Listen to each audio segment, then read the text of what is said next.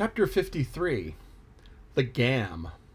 The ostensible reason why Ahab did not go on board of the whaler we had spoken of was this. The wind and the sea betokened storms. But even had this not been the case, he would not, after all, perhaps have boarded her, judging by his subsequent conduct on similar occasions. If so, it had been that, by process of hailing, he had obtained a negative answer to the question he put. For, as it eventually turned out, he cared not to consort, even for 5 minutes, with any stranger captain, except he could contribute some of that information he had so absorbingly sought. But all this might remain inadequately estimated were it not something said here of the peculiar usages of whaling vessels when meeting each other in foreign seas, and especially on a common cruising ground. If two strangers crossing the Pine Barrens in New York State, or the equally desolate Salisbury Plain in England, if casually encountering each other in such inhospitable wilds, these twain, for the life of them, cannot well avoid a mutual salutation, and stopping for a moment to interchange the news, and perhaps sitting down for a while and resting in concert, then how much more natural that upon the illimitable Pine Barrens and Salisbury Plain of the sea, two whaling vessels descrying each other at the ends of the earth, off lone Fanning's Island, on far-away King's Mills, how much more natural, I say, that under such circumstances these ships should not only interchange hails, but come into still closer, more friendly and sociable contact.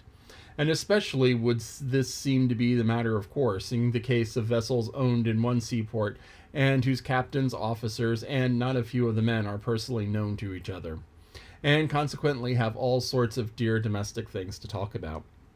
For the long-absent ship, the outward bounder, perhaps has letters on board. At any rate, she will be sure to let have some papers of a date a year or two later than the first ones, her blurred and thumb-worn files. And in return for that courtesy, the outward-bound ship would receive the last whaling intelligence from the cruising ground to which she may be destined, a thing of the utmost importance to her. And in degree, all this will hold true concerning whaling vessels crossing each other's track in the cruising ground itself, even though they are equally long absent from home. For one of them may have received a transfer of letters from some third and now far removed vessel, and some of those letters may be for people on the ship she now meets. Besides, they would exchange the whaling news and have an agreeable chat. For not only would they meet with all the sympathies of sailors, but likewise with all the peculiar congenialities arising from a common pursuit and mutually shared privations and perils. Nor would difference of country make any essential difference. That is, so long as both parties speak one language, as is the case with the Americans and the English.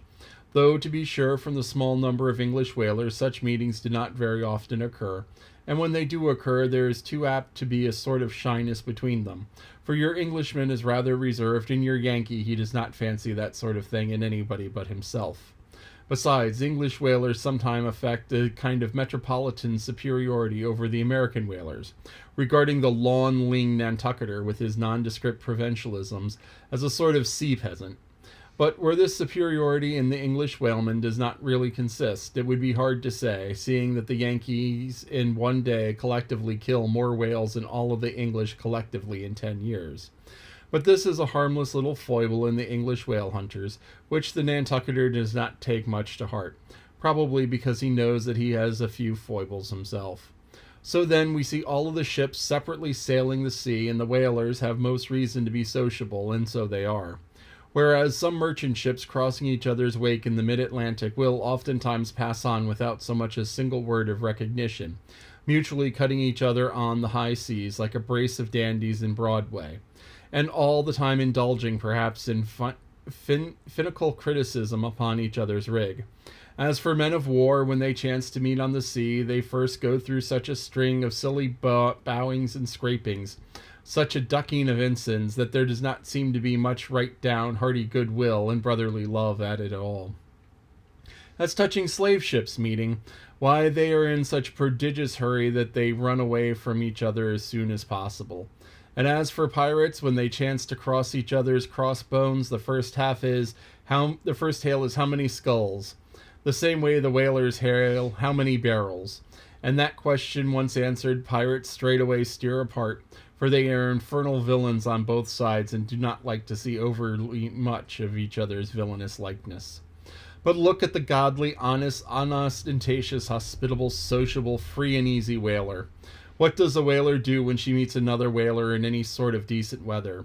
She has a GAM, a thing so utterly unknown to all other ships that they never heard the name before, and if by chance they should hear of it, they only grin at it and repeat gamesome stuff about spouters and blubber boilers and such like pretty exclamations.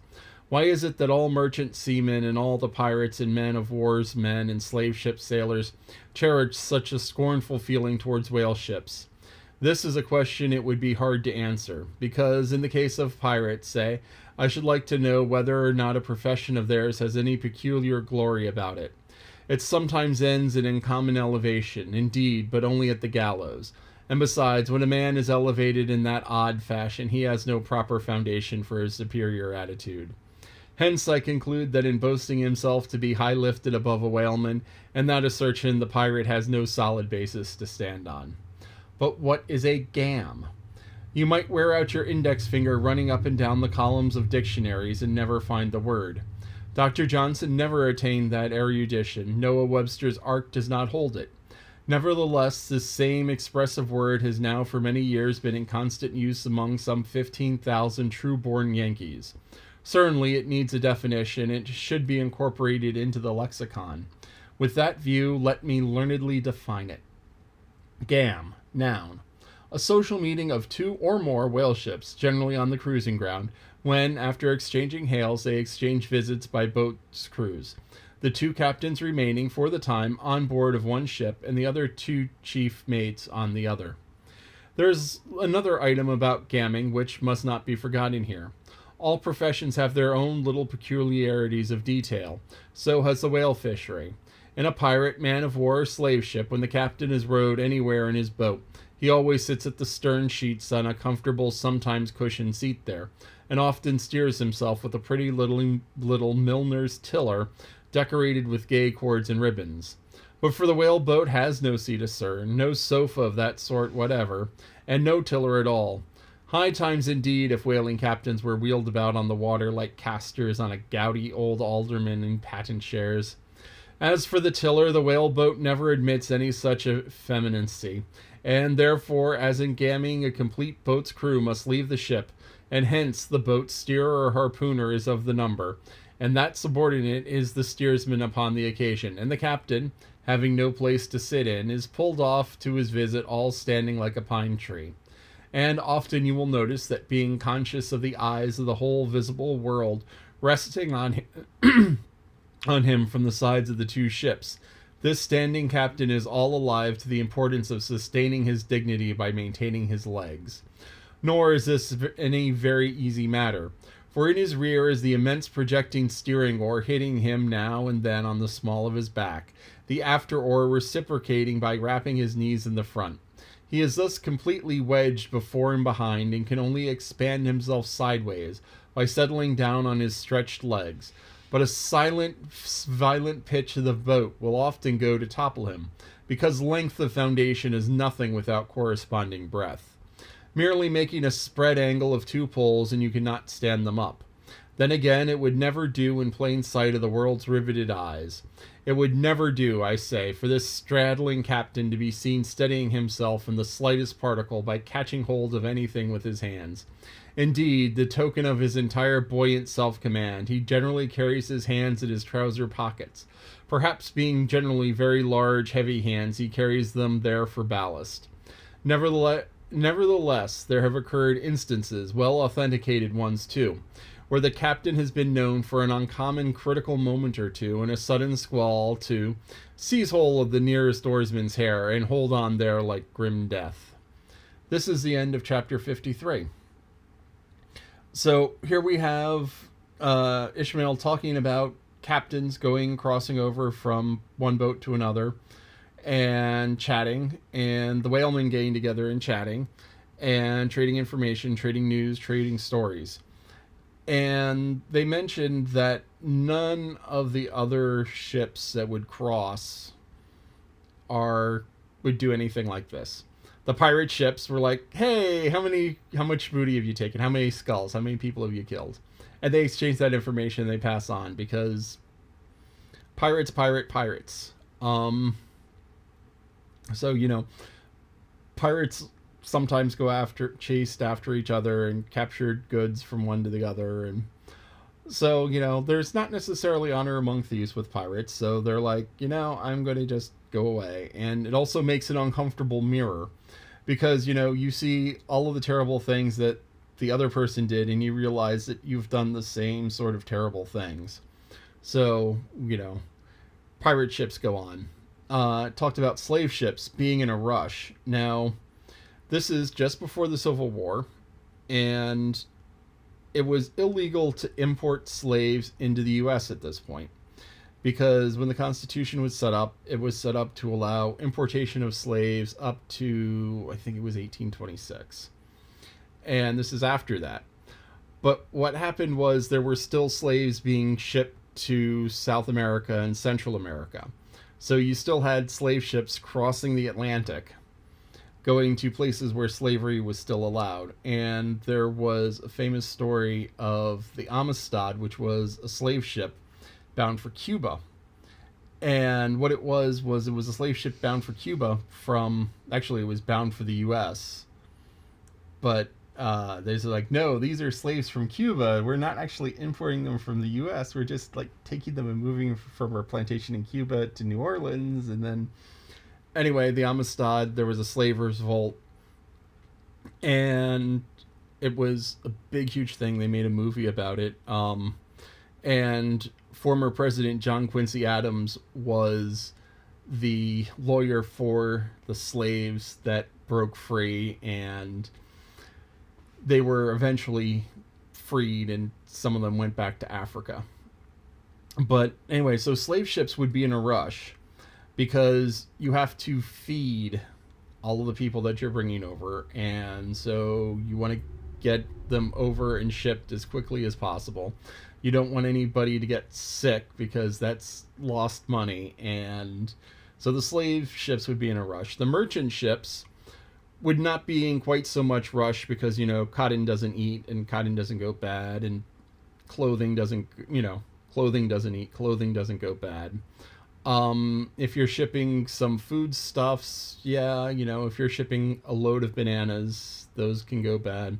Coconuts are generally fairly stable, but big barrels of grain, you can ship those, ship beer, ship whatever. Most of that stuff is okay for reasonable travel. But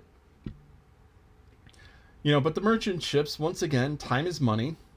If you get to port half a day earlier, that's another half day of travel, and you add up 20, 30, 50 half days, and then all of a sudden you have an extra trip. An extra trip is an extra load of money. Men of war, so you have 2 warships, and it's always captain, captain, captain, captain, captain. Everyone saluting everybody else. Everyone going through this whole rigmarole to formally establish precedents. And then finally it's the whalemen. And the whalemen are like, okay, we're out here for 3 years. And we're out here until the boat is full of oil. If we waste half a day here getting more information, that might actually get the boat full faster. As opposed to, well, we'll just keep searching. If we get told, hey, there's no whales here, there's no whales there, that'll save time. So the whalemen are like all about the trading of information. They're also the only ones out there for a long period of time. Everyone else is dash across the Atlantic, dash back, dash across the Atlantic, dash back, or dash to India, dash back. Or, it's like everyone has either the set routes where they're like back and forth. Well, everyone else has the set routes where they're back and forth, while the whalemen are like, okay, let's go look here. No, let's go look there. Hey, we found something. Okay, now let's go look this other place. Hey, we found something. Let's go look. Let's go back to where we started. Nah, nothing there. Let's look here. No. So the whalemen just sort of wander around in set areas. So, they don't really have the time pressure that everyone else does. except for, the pirates. And the pirates, as I said, they look at each other and they see who they are, and they're like, do I really want to spend my life killing people and stealing? So that's the end of chapter 20 of chapter 53, and that is what a GAM is. GAM.